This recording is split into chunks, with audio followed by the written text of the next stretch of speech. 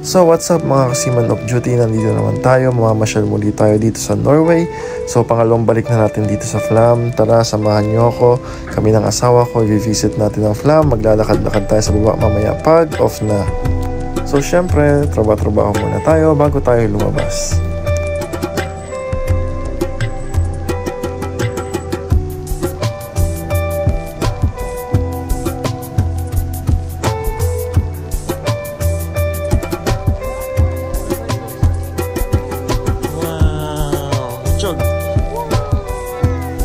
So ayun na nga, nakalabas na tayo mga kasiman of duty. So tara, maglakad-lakad muna tayo, enjoy natin ang nature. Napakaganda dito sa Flam. At alam nyo ba na itong Flam ay isa sa mga tourist destination at saka camping site dito sa Norway. Napakadaming camping vans dito during summer at napakadaming activities dito.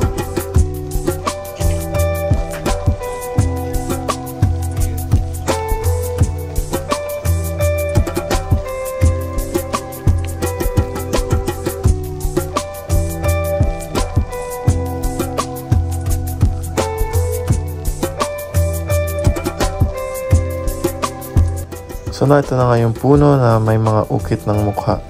May mukha ng mga Vikings, may mukha ng uwak at kung ano pa. Tapos ito naman yung tavern dito. So ang itsura niya ay hinango sa mga bahay ng mga Vikings.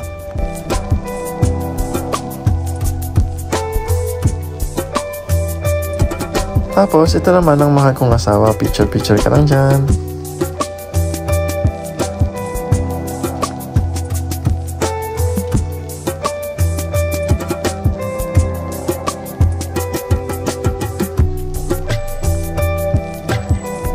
So ayan, lakad-lakad muna tayo. Pasyal-pasyal. Lakad-lakad. Lakad lang uli. Lakad-lakad lang uli.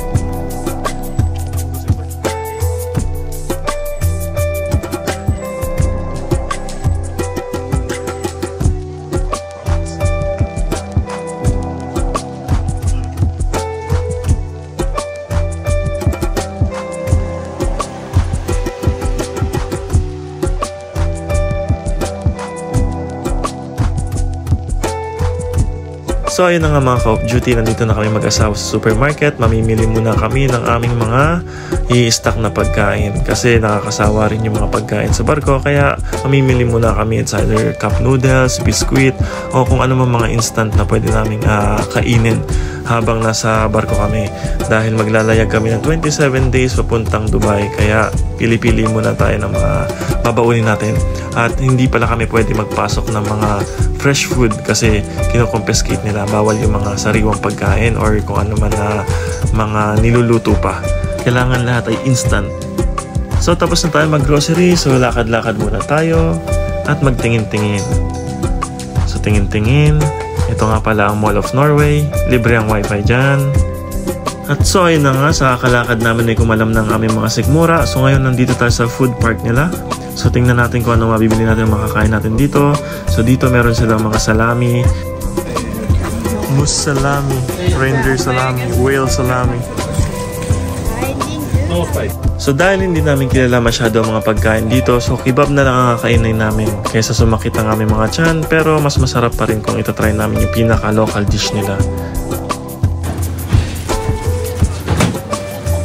Sabi mami, one eating cry, one eating die. Die. Need a receipt? No, it's okay. 30 seconds.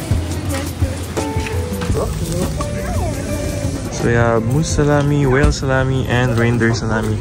So meron silang pre-taste. Anong lasa? Anong salami? Anong salami yung kinain mo? Whale, moose? Moose. Anong lasa ng moose? Same lang.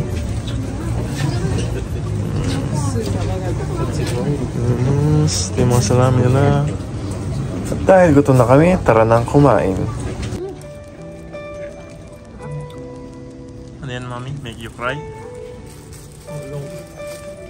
Dad, meron kang spicy sa ilong. Spicy sa ilong? So yung make me die. Make you die. At medyo naisipan ko pa ng pangalanan ang show na to na Biyahe ni Justino.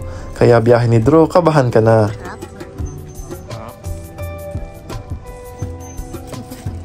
Welcome sa Biyahe ni Justino. May katapat na si Drew. Ano? May katapat na si biyahe ni Drew. Dito sa biyahe ni Justina. Sa? Norway. Huh?